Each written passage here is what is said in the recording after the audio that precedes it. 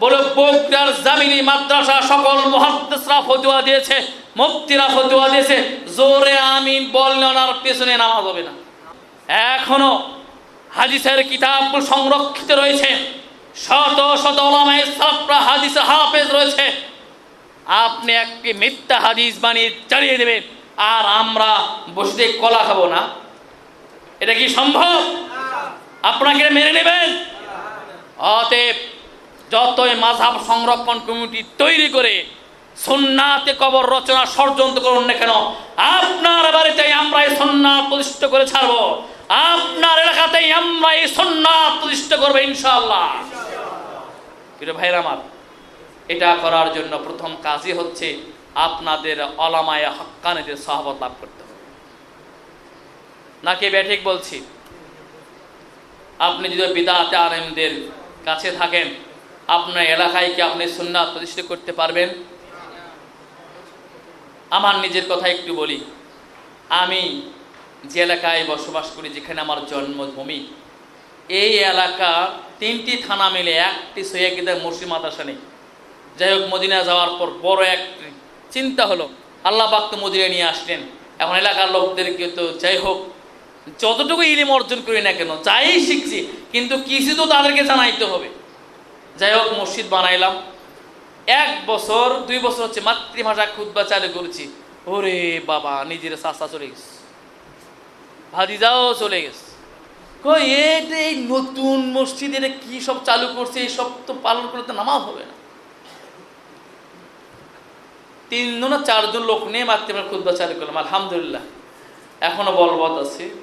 গত বছরের শুরুতে, এই যে ডিসেম্বর মাসে, আমি আমার এক ছাত্রকে পাঠিয়েছিলাম, নাজির মাসাল হাদিসের ছাত্র, মদিনা হয়েছে আলহামদুলিল্লাহ সে ছাত্র।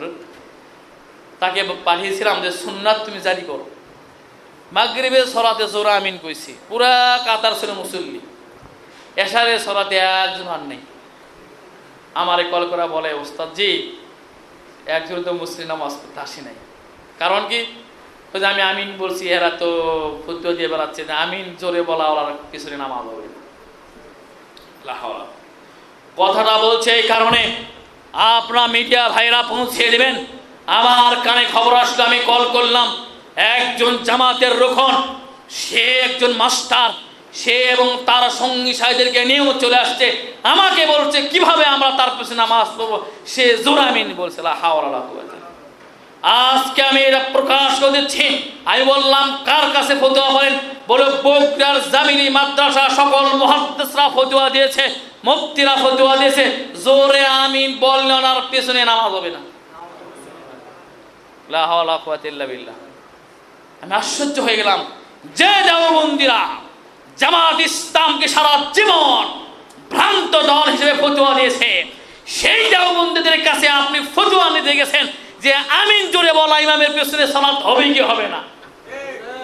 লা হাওলা কুওয়াতা ইল্লা বিল্লাহ। তারপর আমি শেষ পর্যন্ত বললাম, ভাই যাই হোক, নামাজ না হয় না বলেন, কিন্তু ইমাম সাহেব তো গেছে, এক সন্ধ্যা খাওয়ান। কই কেমনে করে খাওয়াম? ওর পেছনে তো নামাজ হবে না, খাওয়াই কেমনে? অনেক কষ্ট করে কথাটা আপনাদেরকে বলছি আমি। প্রিয় ভাইরা আমার, আজকে কোথায় গিয়ে পৌঁছেছে? সুন্নাত তারা মানতে নারাজ, বিদআত মানতে খুবই ভালো লাগে।